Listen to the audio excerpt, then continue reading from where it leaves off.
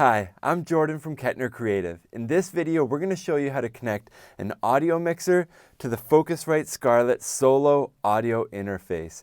We have done a separate video on how to connect an audio mixer to the 2i2, but a lot of people have the Solo and they want to know the best way to connect to the Focusrite Scarlett Solo. If you are looking for pricing or specs for anything that you see in this video as we put this video together, please check out the links in the description below. We have current up-to-date pricing at a variety of online retailers. We show you where you can find the best price on everything that you see in this video, so please do check those videos out. So connecting an audio mixer to the Focusrite Scarlett 2i2 is a nice way to unlock extra inputs. You can connect an audio mixer that has anywhere from 2 to 48 audio inputs depending on the size of your audio mixer, and connect it to your Focusrite Scarlett Solo in order to connect it to your computer so you can record what happened during that recording. Now, this is especially useful if your audio mixer doesn't already have USB connectivity. If your audio mixer already has a USB output, I always recommend just using that unless there's a specific issue or a bit rate or something that mixer won't achieve specifically that makes you want to use the Focusrite Scarlett 2i2. I always prefer setups with less points of failure. When you introduce multiple pieces of equipment like this, you introduce more cables, more power supplies, more things that can go wrong. So I always like simple setups. But if you have an older audio mixer like this is basically the MG10 before it was the MG10, it's the MG102C. So this has no USB connectivity, and say we're doing an event or a live stream or something like that, we want to use the audio mixer, the EQ, the compression, all the tools, all the bells and whistles from this audio mixer, and we just want to record the stereo output. Now, you won't be able to multi-track. So we have a 10-channel mixer here. If you fill up all 10 inputs on this audio mixer with the Focusrite Scarlett Solo, you're just gonna get the flattened mix.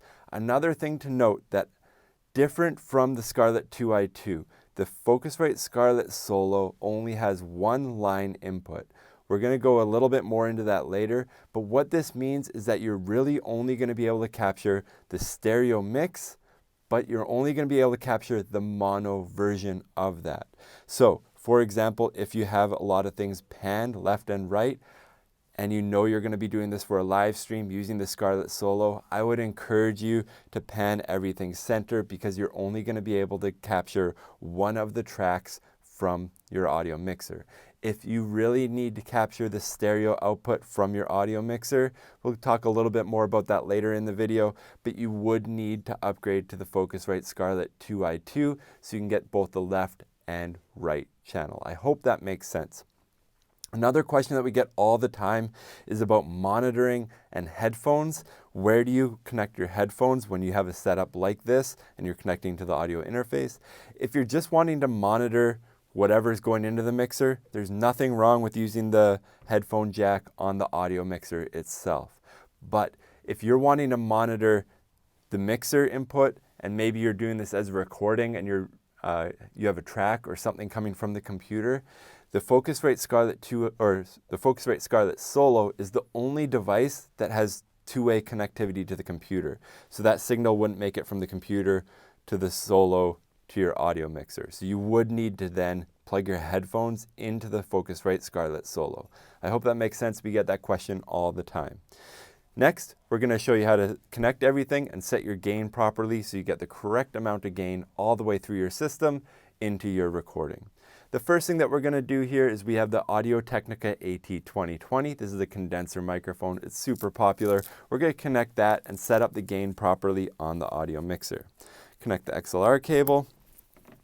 We're going to connect it to the audio mixer. Now, before we do anything, we do want to look over the audio mixer. This is always important. People that ask questions all the time, typically they have a setting that's set wrong. So we need to zero out the mixer. We need to put everything back to the factory settings. On this mixer, that means that the compressors are turned down, the gain's turned down, the EQ is flat. Flat for EQ typically means up in the 12 o'clock position. If you have an aux, that needs to be turned all the way down. As I mentioned earlier, let's start with panning dead center, so straight up.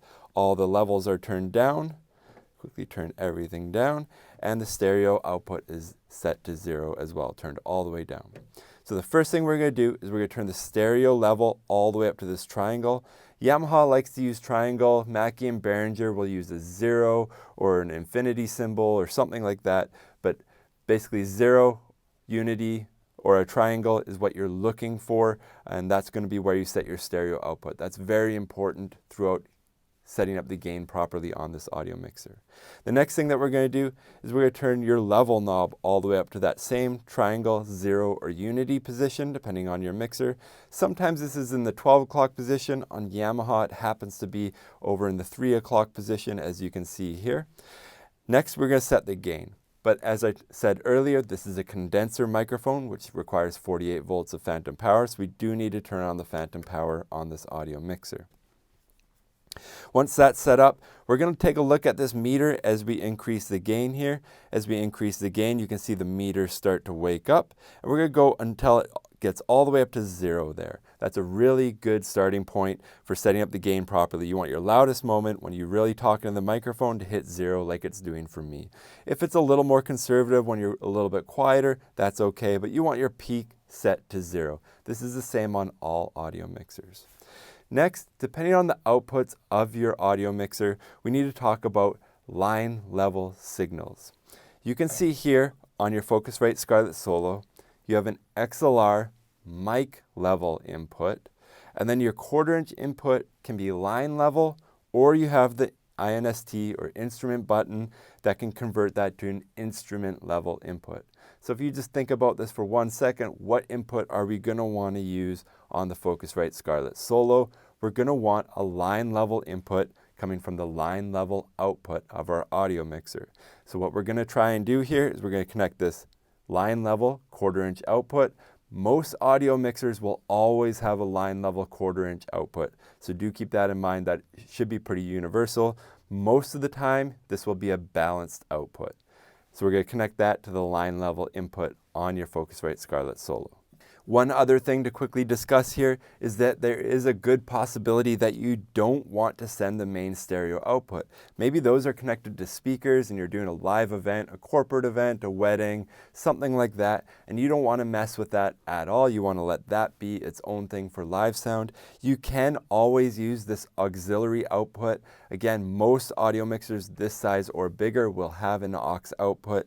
This would allow you to custom mix the feed going to your Scarlett Solo using these auxiliary mixing faders here or knobs here, so you can send the level that you want from each input to your recording for the Focusrite Scarlett 2i2.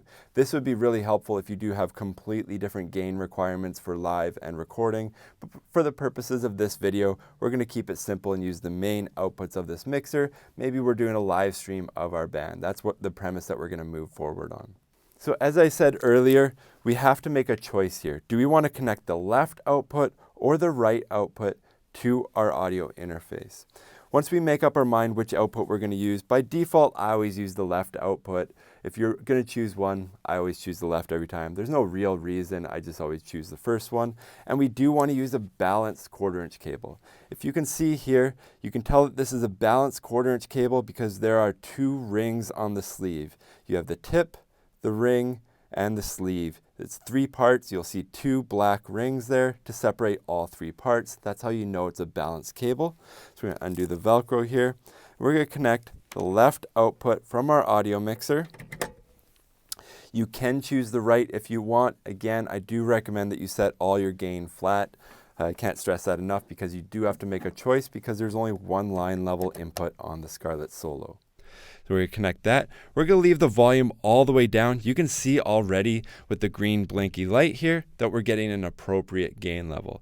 If we look over in Logic Pro here, you can see the meter of the input. It's coming in at -12. Now, if you know my recommendations on recording, whenever I'm recording a video like this one, I try record between -12 and -18. That gives me tons of headroom. If you look at this audio meter here, you can see that when we hit 0, that we also hit -12 on the Yamaha or in Logic Pro. So as we go up to 0 here on the 0, there we hit it. you can see we hit minus 10.6. We came just over 0 on there, translates to minus 12 in the software, which is exactly right. That means that if we peak on the audio mixer where we go plus 12, then we still are just a hair below peaking in our recording, which is absolutely perfect. That's the whole point of this gain setup, and the reason that I recommend using 0, unity, or the triangle position for both the stereo output and the level knob. Once you set your gain properly, this will ensure that you have the proper amount of headroom all throughout the system. It comes in at 0 on the mixer, and then it comes in at minus 12 in Logic Pro, which is absolutely perfect for our recording. So there we're all set up. We did speak about monitoring. Again, you do have 2 options. You can plug your headphones into the headphone jack on the audio mixer if you just want to monitor your mixer, or if you need to monitor something from your computer, you can plug your headphones into the Focusrite Scarlett Solo. If you have any questions that we did not cover properly in this video, please leave it down in the description below. Again, if you are looking for links for the microphone, the stand, the cables that we use, the audio mixer, or anything like that, we have a ton of helpful links, as well as a blog post with more information on how to set everything up down in the description below. And if you want to see more videos like this in the future, please like and subscribe. Thank you so much for watching.